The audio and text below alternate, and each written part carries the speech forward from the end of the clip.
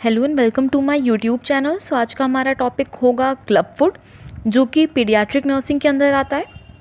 So club foot can be described as a range of foot abnormalities usually present at the birth in which babies foot is either twisted और out of shape. So club foot आखिर ये होता क्या है? ये एक range of abnormality होती है, ज़रूरी नहीं है सिर्फ ये एक ही प्रॉपर इसमें सिम्टम हो। सो ये रेंज ऑफ एबनॉर्मलिटी होती है जो कि कंजेनाइटल होती है इन नेचर, जो कि लिखे इसमें प्रेजेंट एट बर्थ, जिसमें क्या होता है कि बेबी का फूड या तो आउट ऑफ शेप होता है और आउट ऑफ पोजीशन होता है। दूसरी डेफिनेशन है कि club foot is a congenital malformity और abnormality of foot and ankle.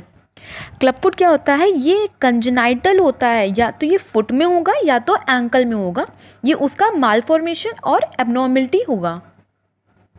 So now club foot is also known as talipes equinovarus. अगर कहीं भी पूछा जाता है कि टेल्पीज इक्यूनोवेरस क्या है, तो वो क्लब फुट है।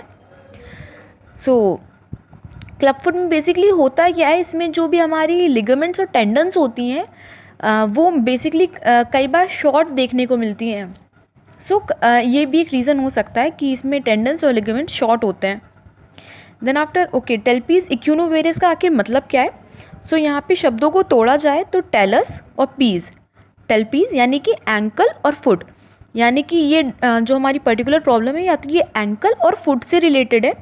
देन आफ्टर इक्यूनोवेरस, सो इक्यूनो का मतलब होता है हील एलिवेटेड, यानी कि जो हील होगा जो पैर में हील होगा वो एलिवेटेड होगा, और वेरस का मतलब होता है टर्न्ड इनवर्ड, अंदर की तरफ मुड़ा हुआ होगा। अब आप सोचोगे आखिर इसको टेल्पीज इक्यूनोवेरस ही क्यों बोलते हैं, क्योंकि टेल्पीज इक्यूनोवेरस एक टाइप भी है।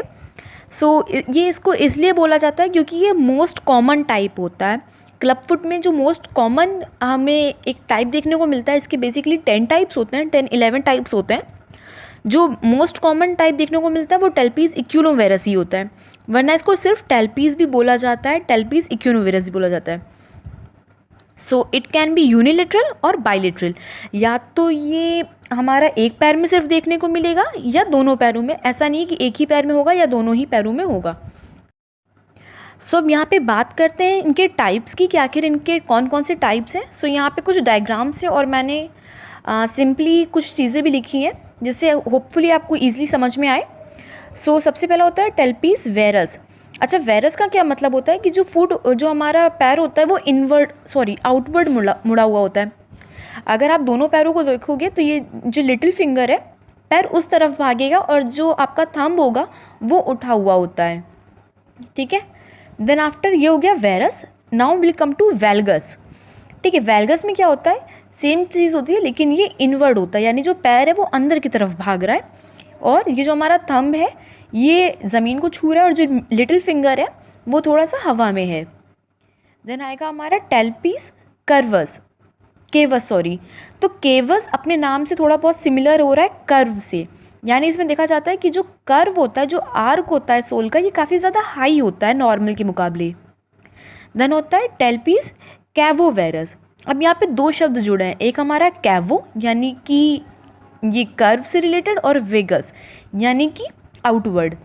यहाँ कर्व है और जो पैर होगा वो आउटवर्ड डायरेक्शन में होगा, यानी उंगलियां अंदर को आ रही हैं और ये जो थंब है ये बाहर को जा रहा है। Then after टेल्पीज इक्यूनस। इक्यूनस का मतलब आप इक्वेटर से समझ सकते हो, इक्वेटर जैसे बीच में लाइन करता है ना, वैसे इसका मतलब हुआ कि ये स्ट्रेट है। यहाँ जो ये आगे की फिंगर्स होती हैं ये ज़मीन को छू रही होती हैं और जो हमारा हील एरिया होता है वो उठा हुआ रहता है। देन टेल्पीज इक्यूनोवेरस। इक्यूनो मतलब स्ट्रेट हो गया, और वेरस का मतलब देखिए यहाँ पे देखा है आउटवर्ड। स्ट्रेट है और आउटवर्ड है, यानी कि जो अंगूठा है ये बाहर भाग रहा है और जो उंगलियां हैं वो अंदर को आ रही हैं। Then same इक्यूनो वेल्गस। वेल्गस में हमने क्या बताया था कि ये इनवर्ड है। इक्यूनो यानी स्ट्रेट और इनवर्ड। स्ट्रेट है और ये हमारा इनवर्ड आ रहा है, यानी कि जो अंगूठे हैं, जो हमारा अंगूठा है वो अंदर की तरफ है और लिटिल फिंगर बाहर की तरफ है। देन आता है हमारा कैल्सिनोवेगस। सबसे पहले एक बार कैल्सिनो समझ लेते हैं, कैल्सिनो क्या है। सो टेल्पीज कैल्सिनस, क्योंकि हमारी जो पीछे हमारे फुट में जो पीछे की तरफ बोन होती है उसका कैल्सिनस नाम होता है, इसलिए ये नाम उस पर आया है। यानी कि कैल्सिनस पे पूरा वेट है, ठीक है। आप इसे समझ लो कि कैल्सिनस नीचे है और जो हमारा रेस्ट ऑफ द एरिया है वो ऊपर हवा में है। सो अब उसी से ये दो नाम आगे आएंगे। एक है कैल्सिनो वैल्गस, वैल्गस इनवर्ड हुआ, तो मतलब अंगूठा अंदर जा रहा है और फिंगर्स जो हैं वो बाहर जा रही हैं। कैल्सिनो कैवस, यानी कि ये कर्व नेचर है उसका काफ़ी ज़्यादा। ये देखिए यहाँ पे जैसे केवस का ये है हमारा टेल्पिस कैल्सिनो केवस। केवस का यहाँ पे मतलब देखिए अभी था, केवस का मतलब कर्व ज़्यादा है, और कैल्सिनो यानी पैर जो है, ये कैल्सिनस एरिया ज़मीन पर है, तो कैल्सिनो केवस। लास्ट हमारा आता है टेल्पिस प्लेनस। प्लेनस में क्या होता है, जो जिसको फ्लैट फुट भी बोला जाता है, कि इसमें यहाँ पे देखिए आप कोई भी आर्क प्रेजेंट नहीं है, जो कि नॉर्मली फुट में प्रेजेंट होनी चाहिए, एक स्लाइट आर्क, ये उसमें प्रेजेंट नहीं होती है। अच्छा, तो अब बात करते हैं रिस्क और कॉजेज़ की, कि आखिर क्लब फुट क्यों हो सकता है और इसके बेसिक रीजंस क्या है। सो फैमिली हिस्ट्री, अगर किसी की भी फर्स्ट जनरेशन या सेकेंड जनरेशन में ये पर्टिकुलर प्रॉब्लम है तो उसमें हो सकता है। Then position in the womb, अगर ऐसी कोई पोजीशन है जिसकी वजह से जो सोल एरिया है या फुट एरिया है या एंकल एरिया, उस पर काफ़ी ज़्यादा प्रेशर पड़ रहा है और बेबी पर्टिकुलर एक पोजीशन में रहता है, सो उसकी वजह से भी हो सकता है। एमनियोटिक बैंड सिंड्रोम, अच्छा एमनियोटिक बैंड सिंड्रोम में क्या होता है कि अगर जो मदर है वो ओबीज़ है, सो उसमें क्या हो जाता है कि एमनियोटिक बैंड्स निकल आते हैं, मैं उसकी डायग्रामिंग लगा दूंगी। एमनियोटिक बैंड्स निकल आते हैं और वो कई बार होता है कि वो बेबी के किसी भी लिम्ब के आसपास टाई अप हो जाए, तो उसको बोलते हैं एमनियोटिक बैंड सिंड्रोम। देन ऑलिग हाइड्रोमेनियास, इसका मतलब होता है डिक्रीज्ड, ऑलिग का मतलब हो गया डिक्रीज या फिर less amount of amniotic fluid. अगर मदर का जो भी एमनियोटिक फ्लूइड है वो कम है और सफिशिएंट नहीं है कि बेबी उसमें ईजिली फ्लोट कर पाए, तो भी हो सकता है।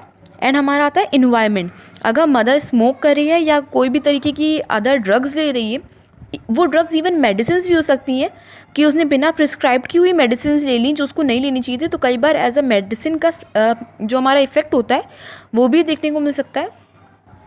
प्लस एक हमारा आता है associative medical condition.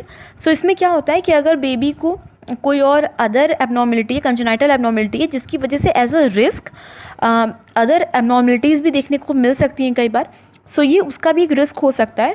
So basically ये थे हमारे रिस्क फैक्टर्स एंड कॉजेज़, ये थे हमारे टाइप्स, एंड ये था कि आखिर हमारा क्लब फुट होता क्या है। सो आई होप आपको ये समझ में आ गया होगा। Till then thank you.